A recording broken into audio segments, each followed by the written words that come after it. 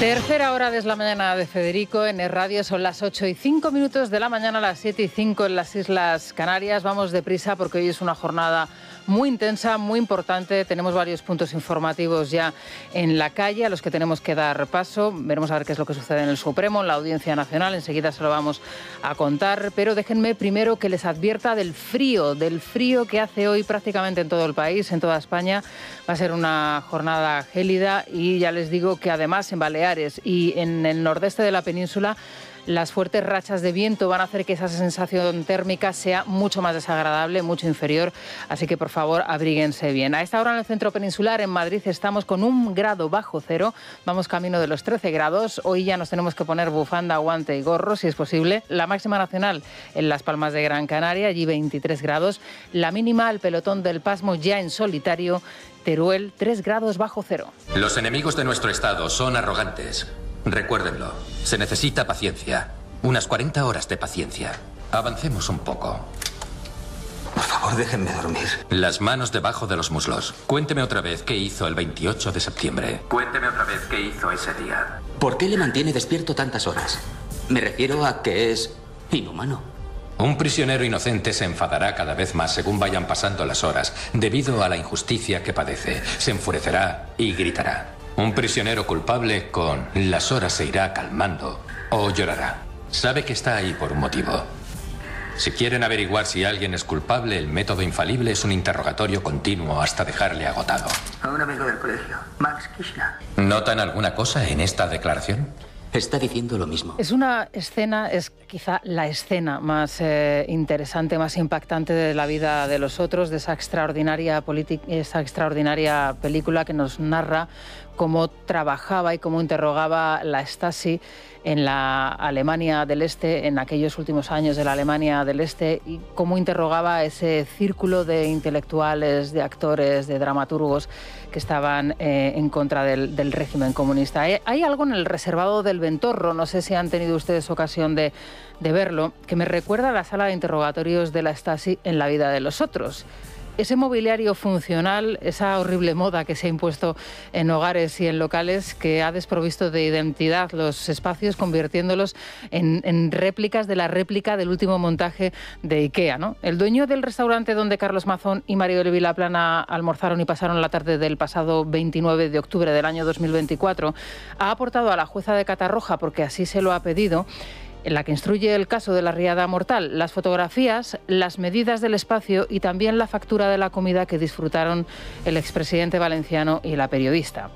El reservado es de unas dimensiones de más o menos 4,43 metros por 4,65 metros, que también me hace pensar y me recuerda un poco a la caja de muñecas, ese otro sistema de tortura utilizado por el régimen chavista en Venezuela, ese minúsculo espacio de dimensiones mucho menores que el reservado, por supuesto, creo que eran como 60 centímetros por 60 centímetros, que impide en Venezuela a los reos moverse y que de este modo de sufrimiento y de extenuación máxima imponen, desde luego, la confesión de delitos que nunca cometieron a la razón. De esto nos habló con muchísimos detalles escalofriantes Tamara Sujú aquí en este programa.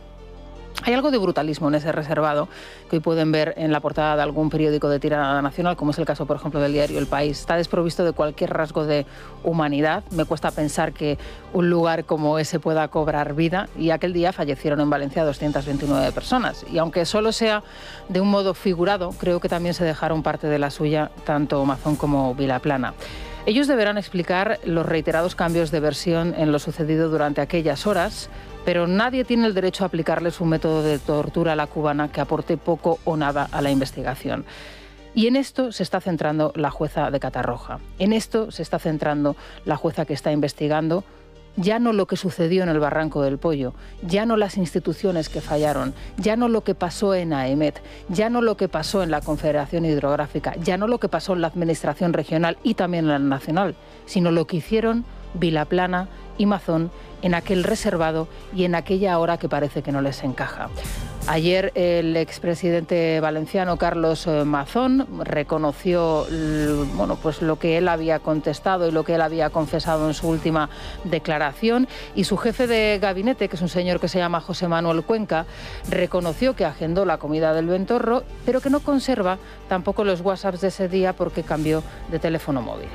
Me ratifico en que vine andando desde la puerta del parking, que está prácticamente al lado del restaurante de la calle Bonaire con la calle de la Paz, y que vine andando directamente al Palau de la Generalitat sin hacer ninguna parada, sin entrar en ningún otro sitio. Vuelvo a desmentir que estuviera en paradero desconocido. Hasta se me requirió para firmar unos documentos urgentes en el restaurante donde todo mi equipo sabía o la gran parte de mi equipo sabía que estaba. He contestado a todas las preguntas y, oye, como sabéis que son reservadas las respuestas, lo único que espero y deseo es que esto se aclare lo antes posible. Mientras media España está especulando y la otra media está fantaseando, los muertos van a seguir desgraciadamente muertos y los afectados por la riada mortal sin respuestas y temiendo otra catástrofe. Yo estoy totalmente en contra de las campañas de destrucción personal y esta es una de ellas. La jueza de Catarroja nos tiene que explicar muchas cosas. Por ejemplo, qué interés puede tener que veamos las fotografías de ese reservado, las medidas de ese reservado, y también basta ya de especular con lo que se pudo hacer en ese tiempo. ¿Qué pasó en el Barranco del Pollo? ¿Qué pasó en el CECOPI? ¿Qué pasó en AEMET? ¿Qué pasó en la Confederación Hidrográfica? ¿Qué pasó en los ministerios dependientes de todas estas cuestiones que les acabamos de relatar? ¿Qué pasa con Teresa Rivera? ¿Qué pasa con Marlaska? ¿Qué pasa con Sánchez? Mazón ha dejado el cargo. Hoy, por cierto, Pérez Llorca va a acudir a las Cortes de Valencia sin saber si va a ser proclamado el nuevo presidente valenciano, porque de momento Vox no ha dicho nada. Va a esperar a escuchar lo que tenga que decir el candidato para decidir si apoya o no su investidura. No habrá nadie, por cierto, de la dirección nacional del Partido Popular respaldándole.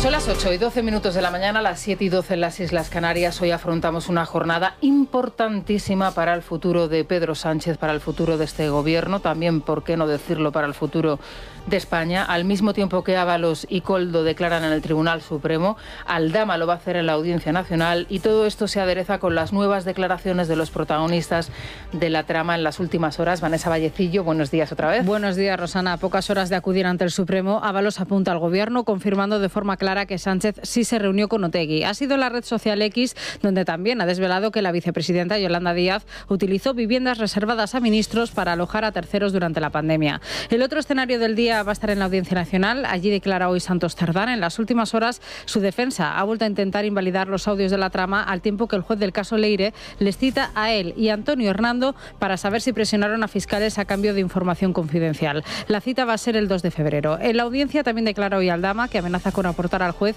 mensajes, pantallazos y nuevos documentos. Y a esto se suman nuevas revelaciones, como la que hace hoy Koldo en OK Diario, reconociendo en una entrevista que en las primarias de Sánchez hubo pitufeo y que para ello se utilizó a extranjeros externos al partido. Le escuchamos junto a María Jesús Montero, Yolanda Díaz y Cayetana Álvarez de Toledo.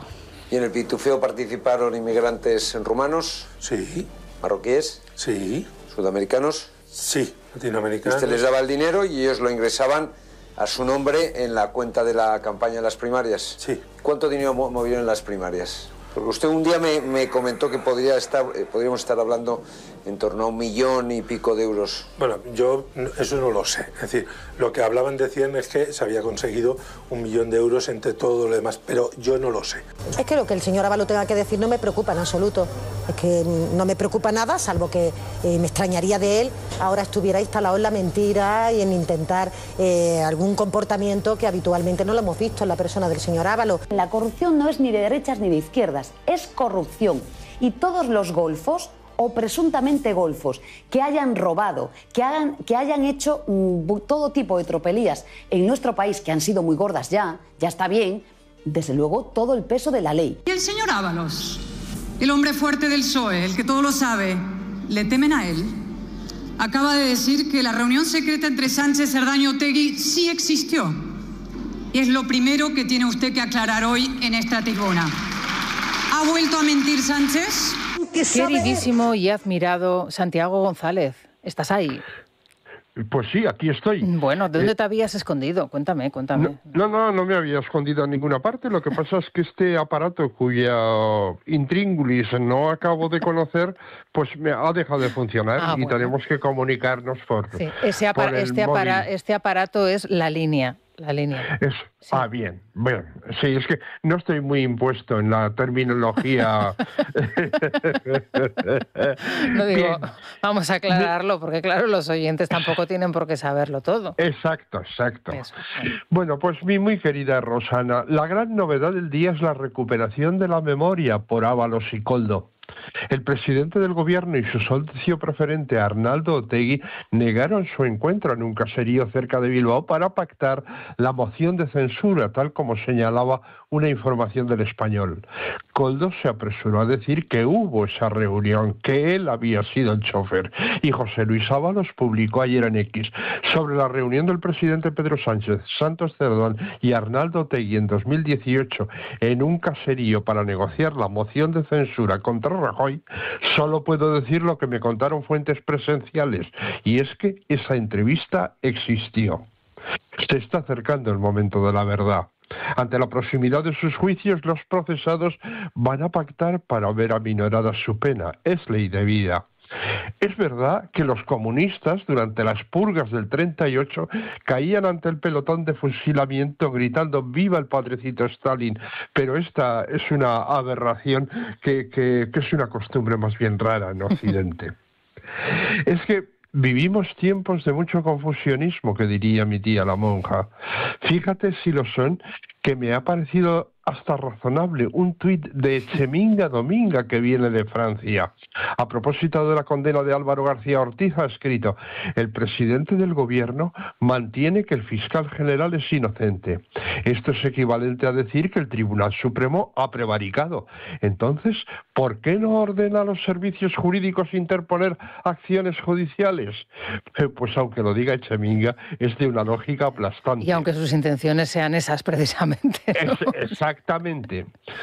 Mucho menos lo es un tuit escrito por Max Pradera, que en la víspera de la designación de Pere Mato escribía en serio lo que yo había sugerido en broma. O sea, con esta gente no se pueden hacer chistes, porque te los toman en sentido literal. Y entonces escribía: contra la derecha golpista, los cañones de Navarone. Baltasar Garzón para fiscal general del Estado, y que se estrene contra la plana mayor de la Fundación Francisco Franco. Bueno. Pues es difícil de superar. Joder, este chico que le salió tan regulinchi, sí, al pobre Javier Pradera. Que yo siempre he dicho, con Javier Pradera he tenido una relación de amor-odio, ¿no? Porque no puedo olvidar, me pasa algo parecido, mutatis mutandis, a lo que me pasa con el rey emérito, que no puedo olvidar lo bueno que hicieron. Y Javier Pradera fue el director de aquella colección de Alianza Editorial de Bolsillo, que para mí y para la gente de mi generación... Bueno, y de la mía, que las hemos heredado. Supuso, vamos, o sea, un hito en nuestra formación intelectual. Las cosas son así, pero en fin, su hijo no nos va a aportar nada nuevo. Ayer era miércoles y Cayetana tuvo uno de sus miércoles en su interpelación a Félix Bolaños. ¡Qué carnicería, madre! Ya he dicho muchas veces que yo soy un adepto, pero ayer hizo Cayetana uno de sus mejores discursos. Fueron 2 intervenciones de unos 20 minutos, entre ambas implacables, documentadas, a las que el bolo solo pudo oponer su romplonería habitual.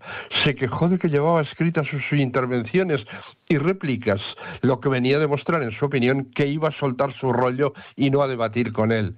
Era un error. Si las podía llevar escritas es porque lo suyo era perfectamente previsible. Todos los miércoles dice lo mismo. Pregunta Cayetana por lo que dijo el 11M, por lo que dijo del juez que instruyó aquella causa, en llamarla ultraderechista y mentirosa, y así. Uno de los momentos de Cayetana fue al enseñar a Bolaños al final, único ministro en su escaño, el Código Ético del PSOE, aprobado en marzo de 2023, y leyó: Página 10.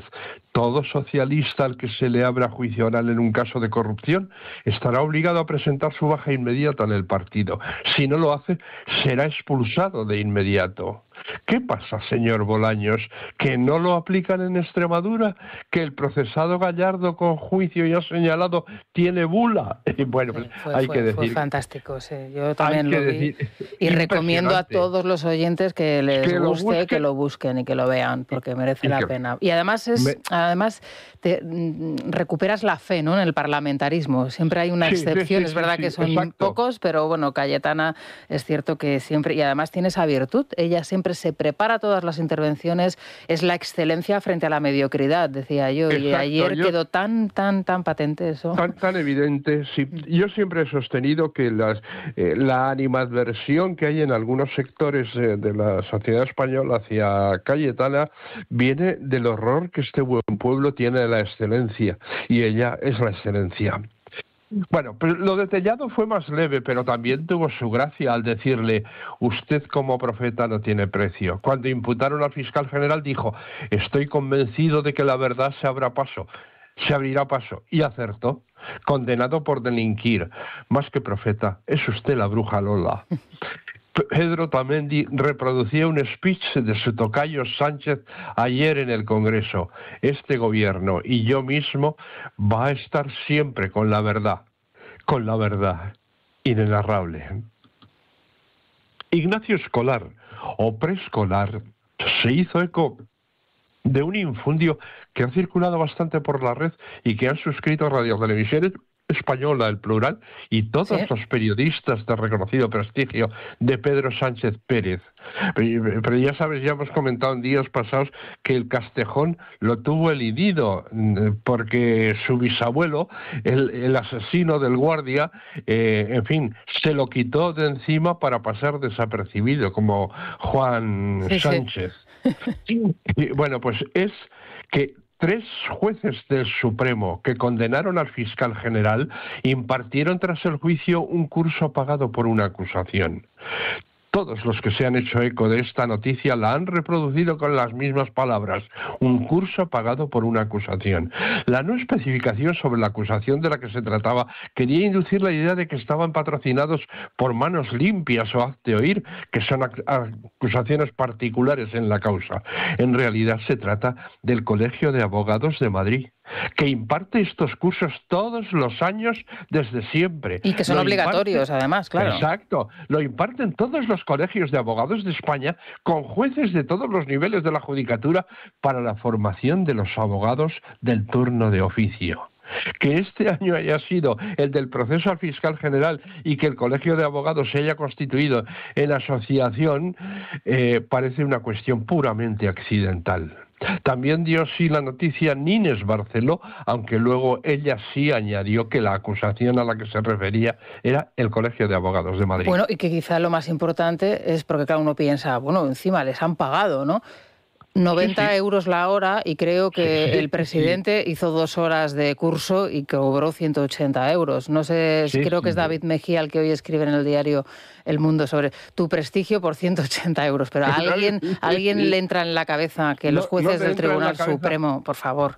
Bueno, pero es que en la misma línea, el periódico de Nachete Preescolar nos regala el siguiente titular, abro comillas: un juez del Supremo que condenó al fiscal general codirigió la tesis doctoral del abogado de la pareja de Ayuso. Vaya. Esto no hay quien lo mejore. No hay quien lo mejore, Rosana. ¿Y esto qué significa? Pues no sé, o sea... En fin... Ana Rosa Quintana daba un repaso al sanchismo en relación con la moción de censura. La defendió Ábalos, imputado.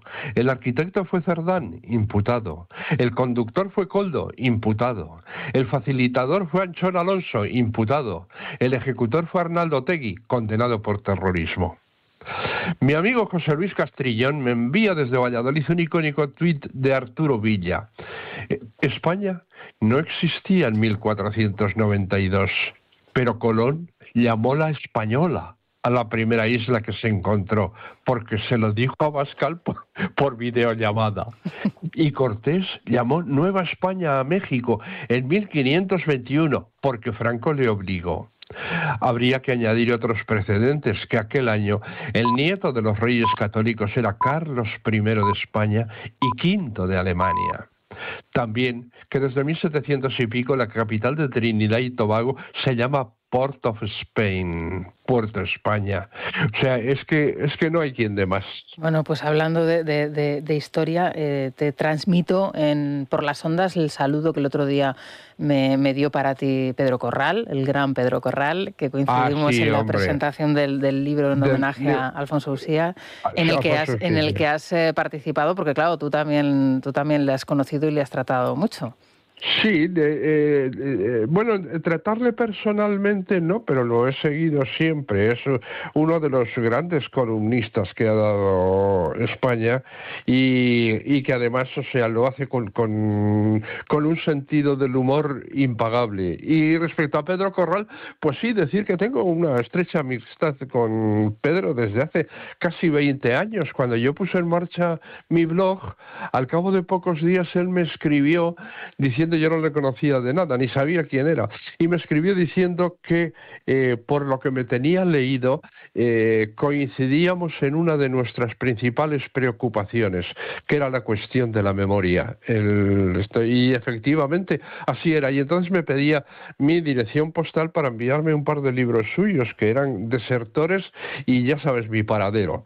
Y efectivamente, o sea, es nuestra memoria viva, es el más eficaz desmontador de los bulos de la izquierda sobre todo lo que ha pasado desde la República y la Guerra Civil. Es magnífico, se le tendría que escuchar más en la Asamblea de Madrid. A veces tenemos ocasión de escucharle y siempre que podemos lo ponemos, y se lo ponemos también a los oyentes, pero se le tendría que escuchar más. Y siempre es magistral. Sí, señor. Y luego tiene una conversación maravillosa, extraordinaria, siempre te sorprende con algún dato, y además es estas personas, por lo menos para mí, a las que les puedes preguntar sobre infinidad de asuntos, que siempre va a tener una respuesta y te va a aportar información. Me parece maravilloso. Bueno, pues te transmito los saludos muy cariñosos de su parte. Así que nada, Santiago, hoy muy pendiente de la radio, de todo lo que vamos a contar de lo que suceda en el Tribunal Supremo y en la Audiencia Nacional.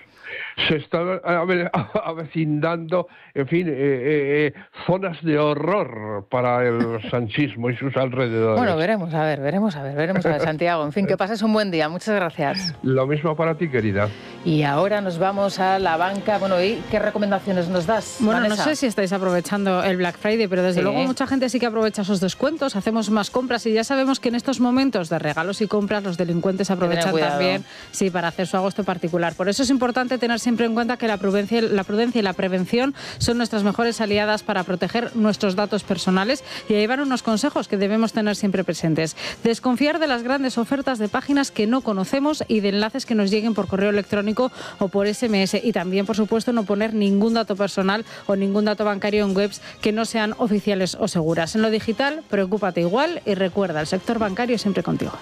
Pues siempre estas recomendaciones son buenas, y además que nos las recuerden en momentos como este, como el Black Friday. Vamos con los oyentes. Silvia. Tenemos que irnos al Supremo y a la Audiencia Nacional, no puede ser de otro modo. Me lo imaginaba. Claro, es que hoy no puede ser de otro modo. Es lo único que vamos a tener hoy, que llevarnos a la boca a los periodistas de esas citas judiciales. Queremos preguntar a los oyentes qué creen que va a pasar, si va a enviar el juez del Supremo a Koldo y Ábalos a prisión, como se dice. De hecho, hay quien publica que la única duda es si será eludible o no bajo fianza, y por otro lado, si tirarán de la manta, tanto ellos como también el comisionista Víctor de Aldama en la Audiencia Nacional. Yo creo que Ángel Víctor Torres esta noche no ha debido dormir mucho. En fin, la fianza, claro, ellos ya han declarado que no tienen un duro. 6.000 euritos tienen. Claro, y la fianza se supone que sería una fianza muy elevada, porque el riesgo de fuga existe. Entonces sería la justificación que, digamos, para poderles imponer esa fianza elevada. No sé, yo es que voy a esperar, prefiero esperar. Sí, ¿no? Sí, porque ser prudente. Hay que ser prudente, porque esto nunca se sabe por dónde puede salir. En cualquier caso, ahora en unos instantes vamos a hablar con Miguel Ángel Pérez. Yo creo que él nos puede dar algunas claves sobre lo sucedido, incluso sobre algunas presiones que la Fiscalía Anticorrupción estaría también recibiendo o se especula que podría estar recibiendo para, no sé si cambiar de alguna manera la solicitud de prisión de cara a una posible salida, no entrada en la prisión, sino salida del juzgado a casa. Estos minutos finales, antes de esa declaración, podrían ser determinantes. Ahora Miguel Ángel nos lo cuenta. Ay, sí, el teléfono, claro. 648 91 92 60. Fundamental. Fundamental, aunque yo creo que lo tienen en la agenda del móvil apuntado, ¿eh? Y si lo prefieren, en nuestra cuenta de Instagram, @lamanana de FJL. Es la mañana. Es radio.